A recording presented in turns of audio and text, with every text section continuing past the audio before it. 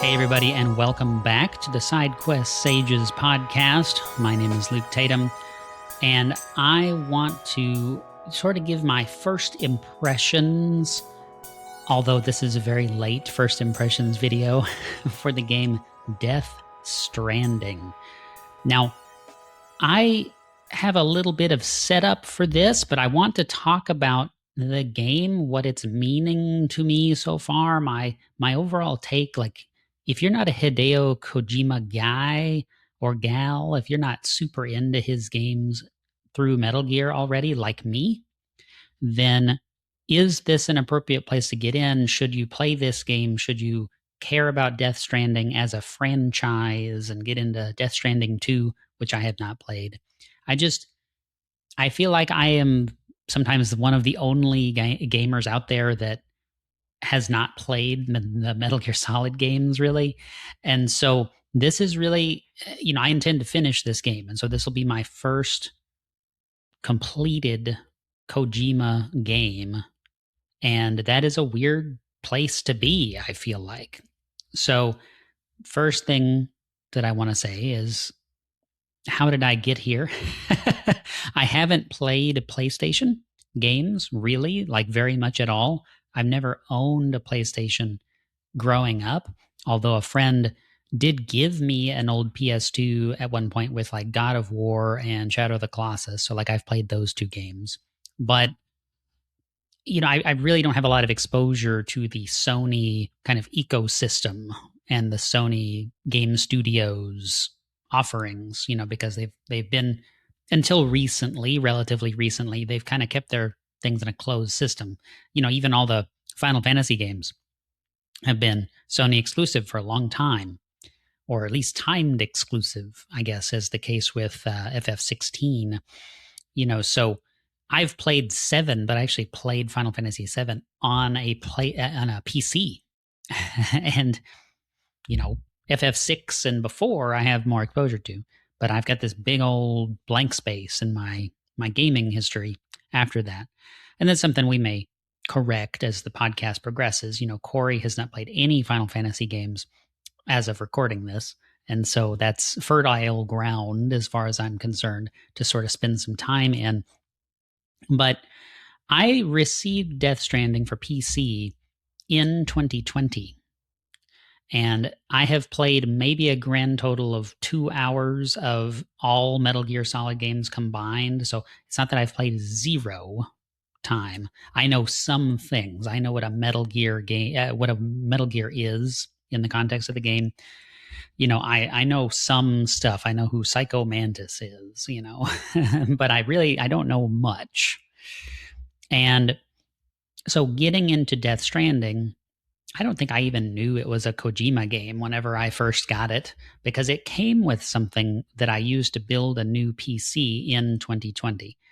I bought all the components from scratch. We're refreshing our build and getting a brand new kind of family gaming computer. So I got a 2080 Super, EVGA 2080 Super graphics card, and the processor, I feel like, also came with the game. So one of those came with Assassin's Creed Valhalla, which I hate, and then the other one came with Death Stranding.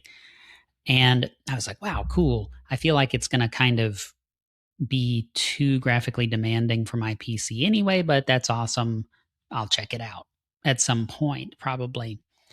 And I installed it, and I thought, oh my gosh, this is amazing. If you've played the game already, the very, very beginning is so just unbelievably beautiful. It looks like, live capture of real life of these huge environments. And it's only after some time passes, the vehicle enters the scene, you kind of get some more action, that you realize that it's not actually real footage. At least that was my experience. And I thought, oh my gosh, this is gorgeous. I do remember having some like stuttering and some issues with the game when it first came out. I had to tune the graphics down a little bit. For some reason, the same exact PC with the same exact components can now run it great. I guess I have gotten the director's cut version. I don't really know what the differences are.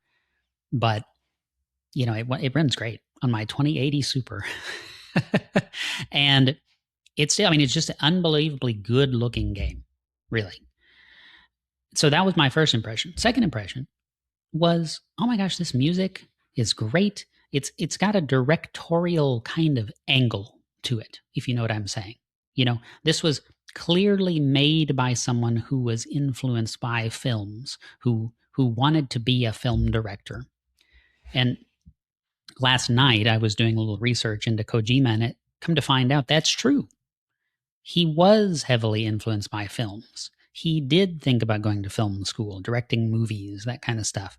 And so, you know, I think this is a pristine reflection of that original calling to get into film.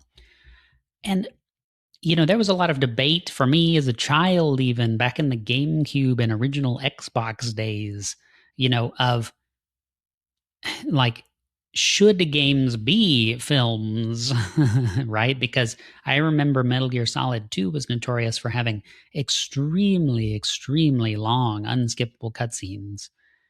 And I remember thinking, I don't know if I actually want that from a game. I kind of want to play something. and Final Fantasy X and games like that, you would have hugely long FMV, full motion video like sequences. And this is a relic of even the early PC gaming days. Like even Myst for the PC had stuff like this, where it's not 2-hour long unskippable cutscenes, but it's no longer a game. It just switches to a QuickTime movie or something and plays a file of a video.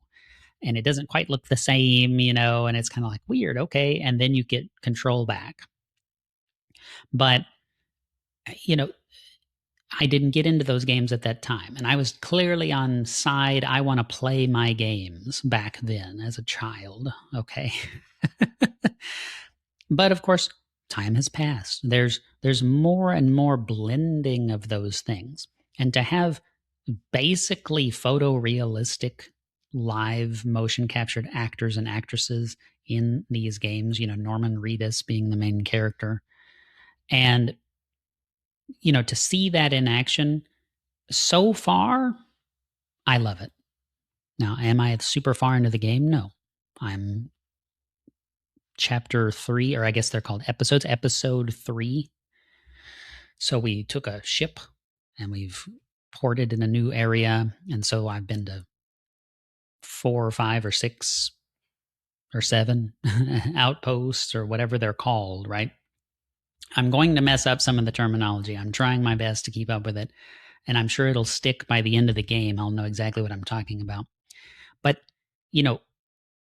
not to give a lot of spoilers, and I don't think these are really spoilers because you find out so early in the game, but your character kind of has this ability to see or to perceive these ghosts. I think they've been referred to as ghosts by quite a number of people, even inside the game, but they're called BTs. And to have these massive, amazing, not quite photorealistic, but very, very good looking, sprawling environments. And to have this very, very well thought out soundtrack. Let me put it that way. Like the soundtrack itself has an identity. There is, a score, like there would be for a film, but there's also commercially available songs from bands that are in here, and they blend in perfectly. It goes perfectly. You collect the music and you can listen to it in your private room at these way stations and things. And so it's got this wonderful identity visually and audibly, and those blend just magnificently well together. The photo mode and all this stuff. It's got a distinctness to its identity, and I love it. Now, all this to say, that's pretty weird for a game where you're moving packages from one place to another. Here, take these medical supplies over there and deliver them. Here, take this metal, these resin, this ceramics, but take them over here. Soil samples is a recent thing that I did. I am pleased to see that there was little nods to Half-Life and Portal. I love those games. But take this, put it over there. Put this over there. If anybody ever watched Pure Ownage, take these supplies, drop these supplies. You know what I'm saying? Like, that's the game. You're a basic worker unit in an RTS. Go over there and get it. Take it over there and put it down. And that's it. That's the game. But it's also not. I'm oversimplifying for comedic effect. But there's a lot of mysteries in the plot, and you've got this just awesomely crystallized world with all of its crazy ideas, which I guess is a hallmark of Kojima. And it just makes you want to keep going. You want to level up your relationship with the different way stations to see what you might get, even if it's a hat or some, cosmetic or something. Cool. Unlocking the first vehicle. So cool. So cool. Managing that. Trying to keep up with all of your stuff. Trying to balance the risk versus reward of getting things done quickly. It's awesome.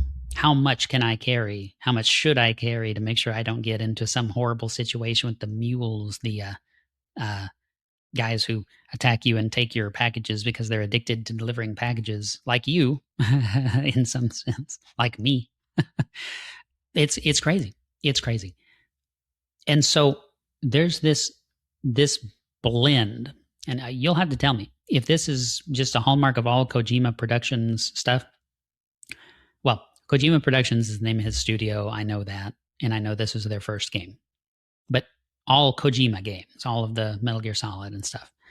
So you'll have to just maybe tell me if this is true of all of his games, if this is his first time really truly getting out on his own and making something truly unique and special in his own, or if he's been more or less left alone to make the Metal Gear Solid titles in the past. I really don't know that.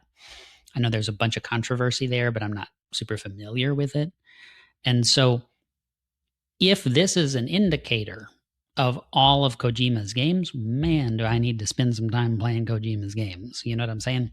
But I haven't had the mysteries resolved. I'm just now starting to learn who some of these characters are. I'm just now starting to get the lingo and to appreciate it. It's got that show don't tell kind of a way with the game where I don't know what's going on at the beginning. I still don't know what's going on in chapter 3, but I know a little bit more. Right? It's slowly unraveling. Half-Life is perhaps a good example of that, right? I know Kojima didn't work on Half-Life, okay. But it's that same kind of thing. Who's that guy? Why does he keep showing up? What, the G-Man, right? Like, what is this? What's going on? It makes you want to move through the game. And film does this too. You have a lingering mystery or two or three, and you want to keep watching to see those things unravel. And that's exactly what I'm doing. I'm playing right into his hands, And so we finished playing Chrono Trigger for the podcast. Please go watch that 12-part series if you'd like to. Wonderful, amazing game. This is not in any way similar to Chrono Trigger. We're about to play Golden Sun for the Game Boy Advance. This is not in any way similar to Golden Sun. But whenever you start to reconnect these people, because that really seems to be what the game is fundamentally about, is isolation and reconnecting and finding your place in society. The benefit to living in some kind of society. I mean, this is a crazy science fictionalized version of that. But, not being isolated, connecting to the network, and sharing in the benefits of being, connected to other people, sharing knowledge, sharing inventions, those sorts of things. And the subtle ways that Death Stranding does that. the fact that other players can leave little signs to encourage you, and they build buildings and leave ladders and ropes and things that can help you in the world, and you can go and just press like. I don't think that really does anything, but I hope that they get my likes and that they appreciate it. I just hit the button. I don't really know what it does. Maybe it does something. Please tell me if it does something. But you want to do it, and you follow pathways that are well trodden from other players, and you can press like. You can like that their footsteps are there. You scan the environment. I can't remember what the scanner is called, but you scan the environment and you can see these other structures and these footpaths and all of this kind of alone but togetherness, because it's a single player game. I don't believe that there's any way for some other player to show up in my game. I haven't been asked to connect to the internet or anything like that. And so it's not multiplayer, which I appreciate. It's not a live service game, which I appreciate. There's no season pass. I appreciate that. Not leveling up to win in PvP. I appreciate that. I want to play a single player game. But to have that kind of connectedness, it reminds me a lot of Nier Automata. I've not played Nier Replicant or the first Nier, but Nier Automata, mild spoilers for that game. It seems to sort of have a similar message, right, about connection with others and understanding that comes from connection with others. That's not really a spoiler at all.